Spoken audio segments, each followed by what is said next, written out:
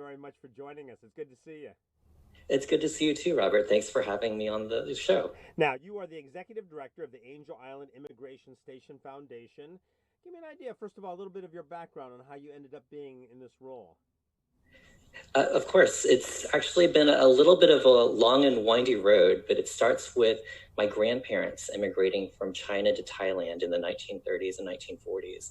My parents were the first ones on either side of our family to go to college, and that gave them the privilege and the opportunity of education. And so after the Immigration Act of 1965 passed, they were able to immigrate here from Thailand to Texas as skilled workers. And so growing up in Texas, I experienced a lot of racism and a lot of xenophobia, and that really shaped for me some of my own personal values about how I wanted to be treated and how I wanted all people to be treated.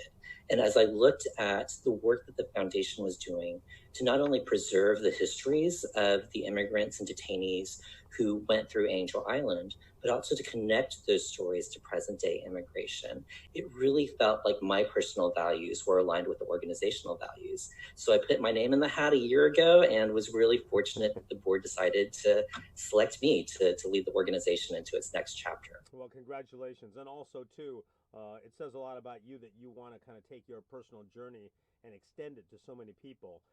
We've done a lot of segments on Angel Island and the whole immigration thing, but we don't want to assume people know everything about it. Give people a quick overview of Angel Island and its significance when we're talking about the cultural history.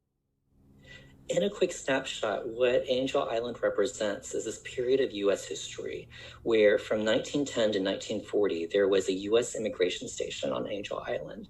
And that immigration station was specifically built to enforce the exclusionary immigration policies of the time, which began with the Chinese Exclusion Act of 1882, and then with subsequent immigration policies, eventually led to almost all countries from Asia and the Pacific from being barred from immigrating to the U.S. And so at Angel Island, in that 30-year history, over 500,000 immigrants from 80 different countries were interrogated, were detained, were processed as they sought to enter the U.S. And so what Angel Island really represents is this part of U.S. history where, unfortunately, our U.S. immigration policies weren't fair and equal to all people. And we see history, unfortunately, repeating itself in today's times. Yeah, not only a personal odyssey for me, but also for the show, we've gone out to Angel Island.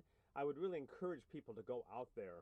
It really is quite a learning experience in terms of seeing things. You know, we saw the barracks, we saw the writings that people put on the wall while they were waiting there, and some of it's just very touching stuff.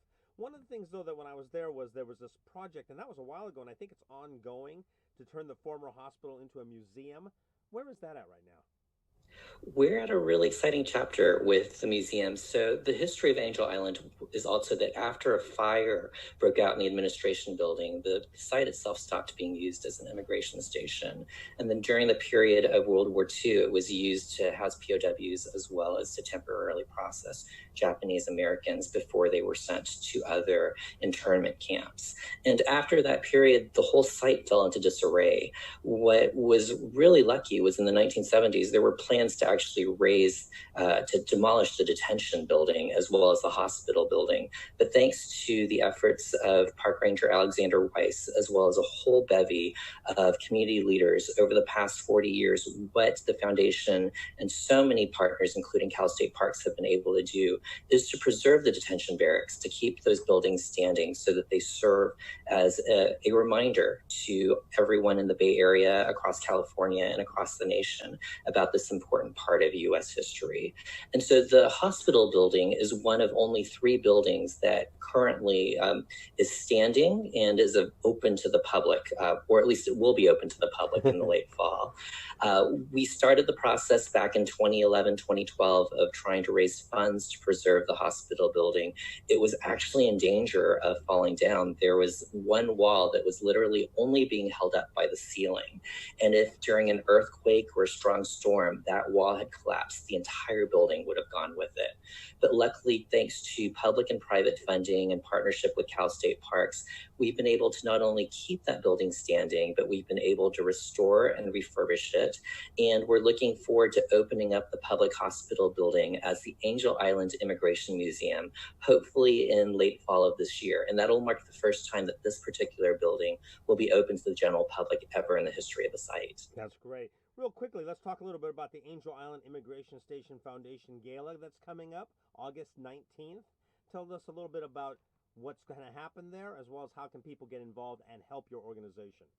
Like many other nonprofits, we are trying to navigate this coronavirus pandemic as well as the subsequent economic impact. And so we are relying on the support of community members, of families, of our friends out there who believe in the mission and vision of the Angel Island Immigration Station Foundation to ensure that we're able to continue our programs. Right. So this year, instead of giving people an opportunity to buy a ticket for a sit-down meal, what people can do is you can get a complimentary ticket, but if you purchase a ticket for $250 or if you sponsor the gala, we are, when safety measures allow, giving people the opportunity to have a rain check ticket, if you will, to take a private tour of the upcoming Angel Island Immigration Museum. And so that'll be our thank you to people who are able to support us with a monetary contribution at the $250 level or above. Right. Well, you know that we are very supportive of your organization and your mission.